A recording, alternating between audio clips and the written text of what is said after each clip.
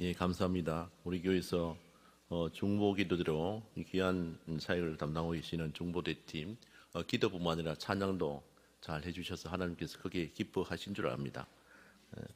오늘 말씀은 시편 150편 1절에서 6절 말씀입니다. 시편에서 가장 마지막 시이며 시편의 마지막 송령으로서 전체 시편을 엄숙하고도 흥겹게 마무리하는 노래입니다. 문학 작품에서 처음과 끝은 그 작품의 주제를 표현하는 데 중요한 역할을 합니다. 성경은 처음 태초에 하나님이 천지를 창조하시니라로 시작해서 아멘 주 예수의 오시옵소서 주 예수의 은혜가 모든 자들에게 있을지어다 아멘 이렇게 이제 성경의 마무리를 하고 있습니다. 곧 창세기에서 요한계시록까지 되겠죠. 본 시편은 복 있는 사람은 악인들의 꾀를 따르지 아니하며 죄인들의 길에 서지 아니하고 오만한 자리에 앉지 아니하고 오직 여호와의 율법을 즐거워하여 이렇게 이제 시편 1편이 시작이 됩니다. 그리고 마지막에 호흡이 있는 자마다 여호와를 찬양할지어다 할렐루야. 오늘 읽은 150편 6절입니다. 이렇게 시편 1절에서 150편 6절이 이제 마지막이 되는 거죠. 마지막이 대미를 장식하는 것이 할렐루야입니다. 할렐루야. 할렐루야. 우리 찬양을 할 때 할렐루야라는 얘기를 많이 합니다. 할렐루야.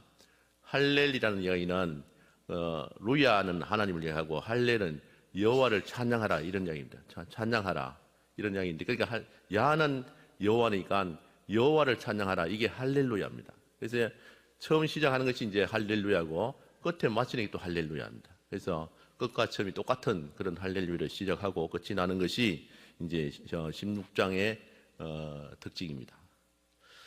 그래서 1편에서 복 있는 사람의 모습을 그리면서 시작된 시편은 마지막 150편에 와서 완벽한 찬양의 하모니를 보여주면서 할렐루야로 대단의 막을 내리고 있습니다. 본서 자체가 찬양이며 그 내용이 하나님의 복이라는 것입니다. 찬양하는 사람들은 하나님의 복을 누리고 복을 누리는 사람들이 하나님을 찬양한다는 것입니다.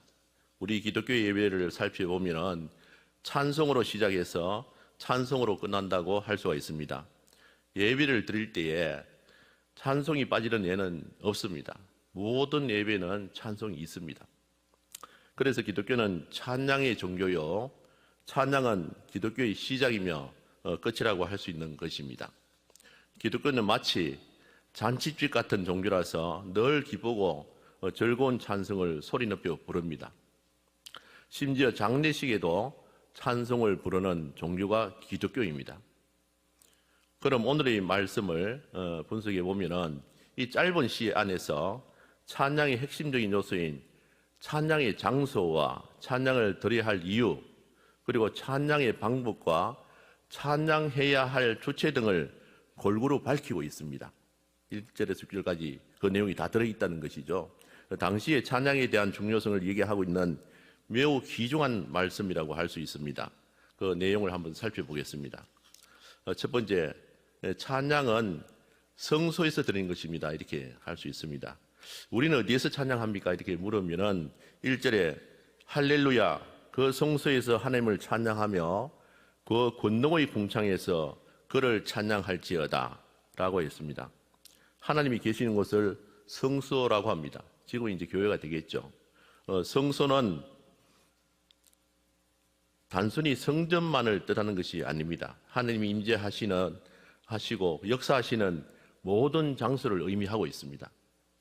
그리고 권능의 궁창은, 권능의 궁창이라 그러니까 여러분들 궁창은 아시겠죠? 그 궁창이라는 것은 하늘, 천상의 예배 공간을 궁창이라 그럽니다. 또 하나님이 통치하는 하늘의 영역을 궁창이라 그럽니다. 그리고 하나님이 권세가 머무는 하늘, 그게 궁창이라고 합니다. 그래서 권능의 궁창은 천국뿐만 아니라 하나님의 주권이 미치는 모든 것을 의미합니다. 그러므로 찬양의 장소는 하나님이 계시는 모든 것을 말합니다. 하나님은 어디든지 계시는 분이지 않습니까? 그래서 우리는 어떤 장소이든지 하나님 앞에서 찬양할 수 있어야 한다는 것입니다. 우리 하나님은 모든 시공간을 초월하여 우리에게 찬양 받으시기를 원하십니다. 그러므로 시편 148편 1절에는 하늘에서 높은 데서 찬양할지어다라고 했습니다. 그리고 148편 7절에서는 땅에서 여호와를 찬양하라고 했습니다.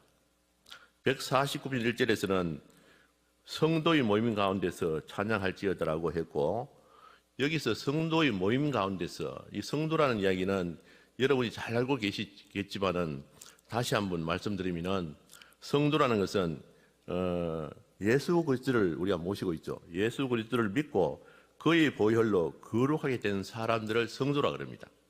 그러면 성도의 모임이라는 것은 하나님께 부름받아 모인 자들의 거룩한 공동체가 성도의 모임입니다. 바로 우리들이 되겠죠. 149편 5절에서는 침상에서 기쁨으로 노래할지어다라고 했습니다. 이는 하루의 시작과 끝, 하루의 일어남과 누움이 바로 침상에서 시작되고 끝이 나는 것이죠. 하루의 시작과 끝, 기쁨과 고난, 심지어 병중에서도 찬양이 떠나지 않기를 바라는 표현입니다. 한편 노아는 장막에서 셈의 하나님 여호와를 찬양했습니다. 창세기 9장이 나옵니다. 그리고 모세와 이스라엘 자손은 광야 바닷가에서 하나님을 찬양했다는 내용이 출애굽기 15장에 나옵니다. 모세는 이스라엘 총회에서도 찬양했으며 다윗은 전쟁 중에서 전쟁터에서 하나님을 찬송했다는 이야기가 시편 18편 2절에 나옵니다. 18편 2절에 나옵니다. 또한 바울은 옥중에서도 찬양했으며 우리 주님은 십자가를 향하는 죽음의 길에서도 찬미하셨다는 내용이 마가복음 15장에 나옵니다. 이사 6장에서는 천사와 서랍들이, 요한계시록 7장에서는 24장로들과 앞서간 성도들이 찬양을 하는 내용이 나옵니다. 요한계시록이 나옵니다. 하늘 위에서와 땅 위에서 그리고 땅 아래서 바다 위에서도 만물이 하나님을 찬양합니다. 요한계시록 5장 13절에 보면 이런 얘기 나옵니다. 나아가 모든 피조물은 자연 속에서 하나님의 영광을 찬양합니다. 하나님을 믿는 우리 성도들도 하나님의 창조와 구속하심에 대하여 가정에서, 사업장에서, 일터에서 어느 곳이든지 우리와 항상 함께 하시는 임마누엘 하나님을 찬양해야 할 것입니다. 어떠한 곳에서도 찬양 받으시기에 합당하신 하나님이시기에 그렇습니다. 그분만을 높여드리는 찬양은 어떤 곳이든 어디서든 힘차게 불러서 영광을 올려드려야 할 것입니다. 두 번째로 찬양해야 할 이유가 있다는 것입니다. 그의 능하신 행동을 찬양하며 그의 지극히 위대하심을 따라 찬양할지어다라고 2절에 기록하고 있습니다. 능하신 행동을 찬양하고 지극히 위대하심을 따라 찬양할다, 이런 이야기죠. 하나님께 찬양을 드려야 할 이유는 성경에 너무나 많이 나와 있습니다. 한번 살펴보면은 첫 번째는 우리를 구원하시기 때문에, 우리를 구원해 주신 하나님이기 때문에 찬양하는 겁니다.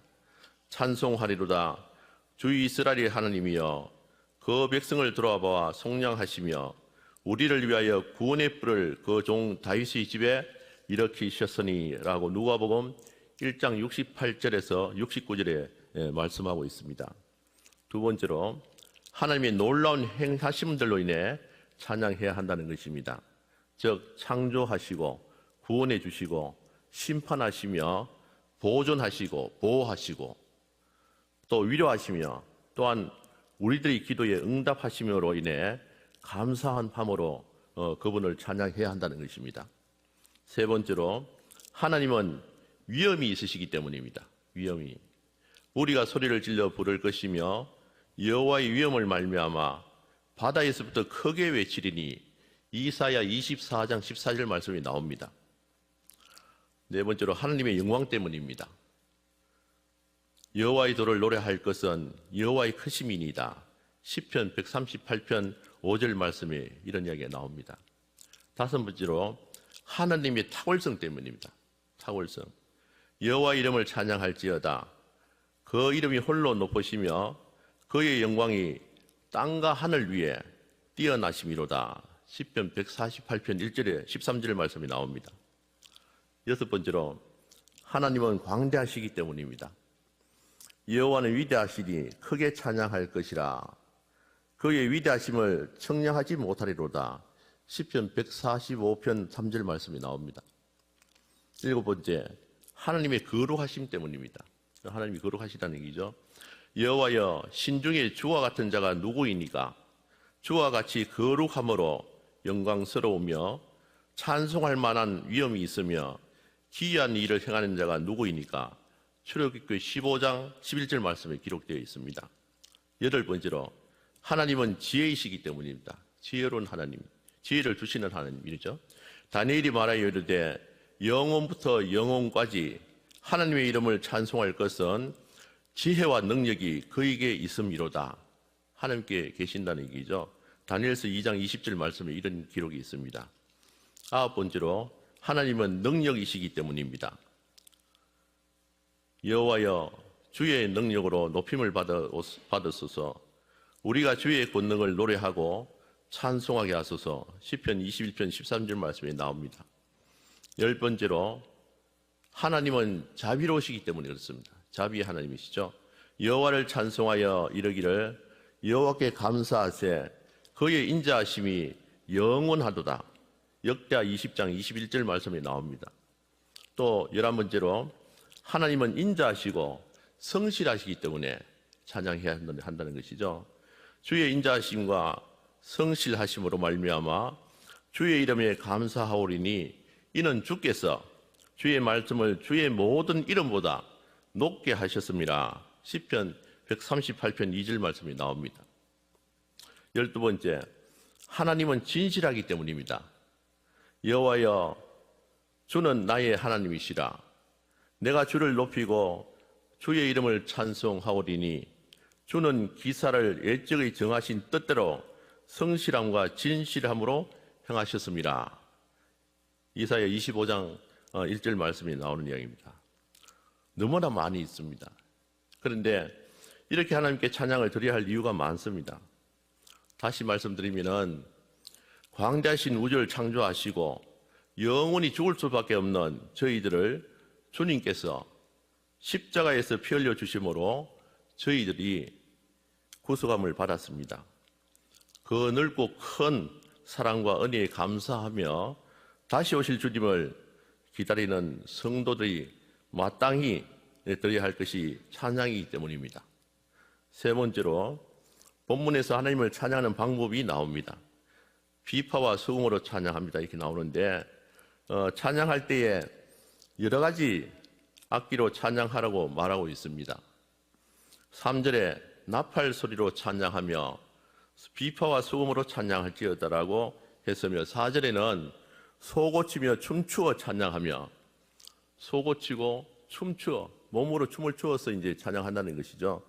현악과 퉁수로 찬양할지어다. 현악기와 퉁수로 찬양한다는 그런 얘기 있겠습니다. 5절에 큰 소리 나는 재금으로 찬양하며 높은 소리 나는 재금으로 찬양할지어다.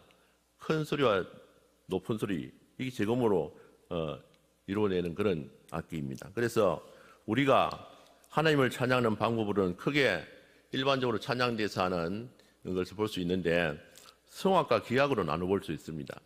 그런데 이 구약시대에는 이때 지금 150장에 하는 이야기는 기악으로 하는 겁니다. 기악, 악기로 가지고 한다는 것이죠. 이렇게 성악 기악으로 둘러 나눌 볼 수 있습니다.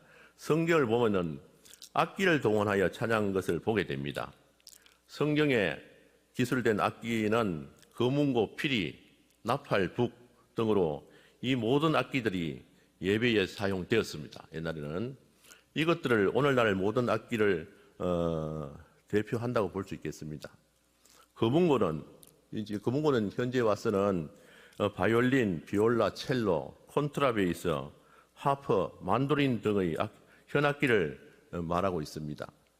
휘리는 피코로, 파고트, 잉크릿, 시오론 등의 여러 가지 목관 악기로 발전되었습니다. 그리고 나팔은 트럼펫, 코넷, 호른, 트럼본, 튜바, 색스폰 등 수많은 군관 악기로 발전되어 왔습니다. 현재의 악기는 그렇습니다. 그 북은 그 팀파니, 심벌저, 트라이앵글, 탬버린 등의 약 타악기로 발전되었습니다. 북은 치는 거죠. 우리 성경에는 소고로 나옵니다. 소고로 나오는 게 북입니다. 그리고 오늘날 교회에서 가장 많이 쓰이는, 현재 우리 교회도 있지만은 뭐 오르간, 피아노, 뭐 파이브 오르간 등이 이런 악기들이 그 기원을 두고 있습니다. 파이브 오르간만 봐도 수많은 파이프가 달려 있습니다. 최근에는 우리 교회도 있지만 전자 오르간, 또 신디사이저도 있습니다. 기술이 점점 발달하면서 다양한 악기들이 신령한 예배의 품위를 한층 더 높여주고 있는 것을 볼 수가 있습니다. 그러므로 내가 할 수 있는 모든 방법을 동원하고 최선을 다해서 최고의 것으로 주님을 찬양해야 할 것입니다. 우리가 신약에 나타나는 하나님을 찬양하는 방법을 한번 살펴보면은 첫 번째 노래와 음악으로 찬양을 드립니다. 에베소서 5장 19절에 보면은 시와 찬미와 신령한 노래들로 서로 화답하며 너희 마음으로 주께 노래하며 찬송하며 라고 말씀하고 있습니다.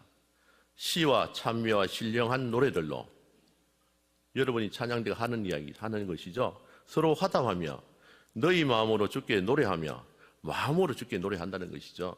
입술로 노래하는 것이 아니고, 입으로 노래하는 것이 아니고 마음으로 노래한다는 것입니다. 이게 에베소서 5장 19절에 보면은 너희 마음으로 주께 노래하며 찬송하며, 그 마음이 담겨야 되는 것이죠.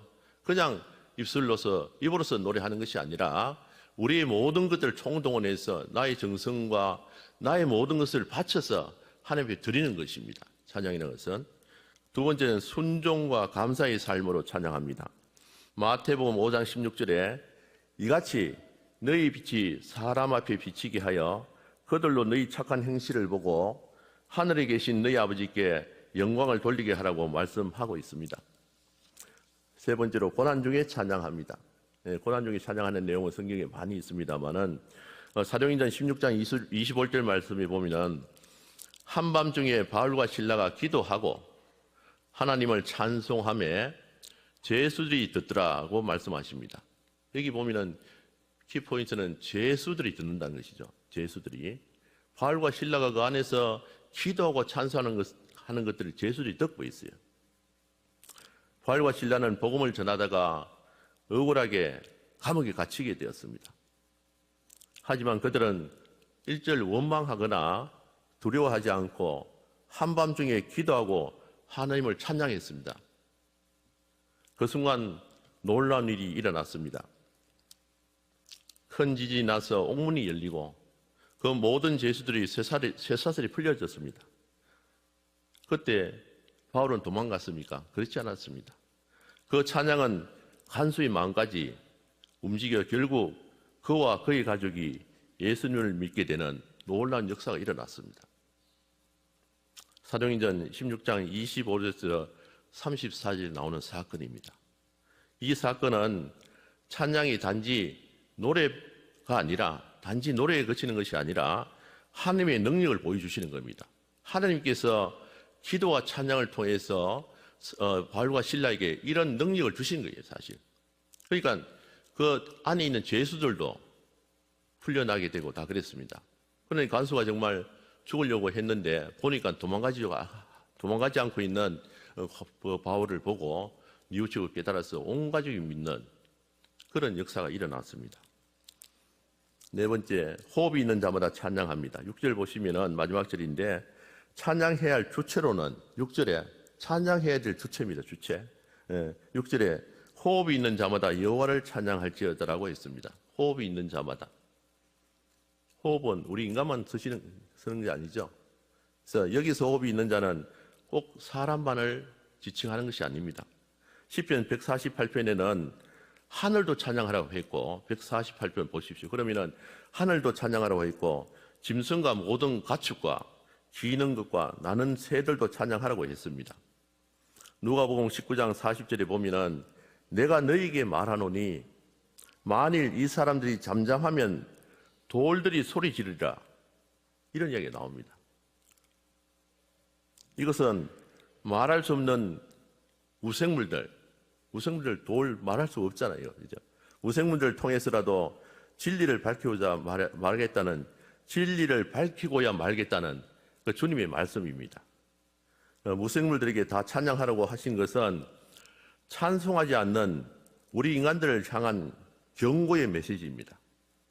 이 무생물을 통해서도 하나님께서 찬양하게 하시겠다는 이야기는 너희 입이 있고 입술이 있는 너희 인간들아, 너희들이 왜 찬양하지 않느냐, 이런 이야기입니다. 무서운 경고이죠. 내가 너희를 지었고 창조했고 너희를 통해서 세상을 다스리게 했는데 너희를 뭐 하고 있는지, 이런 얘기입니다. 나팔은 소리를 내야 하고 자동차는 달려야 하듯이 사람의 본분은 주님을 찬송하는 데 있는 것입니다. 이사야 43장 21절에 이 백성은 내가 나를 위하여 지었나니 나를 찬송하게 하려 함이라고 말씀하고 있습니다. 하나님께서 이 백성은 내가 나를 위하여, 여기 이 백성은 이스라엘 백성을 얘기합니다만은 오늘날에는 우리들에게 얘기하는 소리죠. 내가 나를 위하여 지었나니 나를 찬송하게 하려 함이라. 찬송하도 안 하니까 찬송을 하게 만드시는 하나님의 이야기입니다. 그런데 이 찬송은 아무나 부르는 것이 아닙니다. 찬송은 주 예수 그리스도를 구주로 삼는 하나님의 백성들에게 주신 특별한 은혜인 것입니다. 그래서 우리가 부르는 노래를 가리켜 보통 노래가 아니라 새 노래라고 이렇게 지칭하고 있습니다. 시편 33편 3절에 보면은 새 노래로 그를 노래하며 즐거운 소리로 아름답게 연주할지어다라고 이야기하고 있습니다. 40편 3절에서도 새 노래, 곧 우리 하나님께 올릴 찬송을 내 입에 두셨으니 라고 했고, 96편 1절에서도 새 노래로 여호와께 노래하라, 온 땅이여 여호와께 노래할지어다라고 했습니다.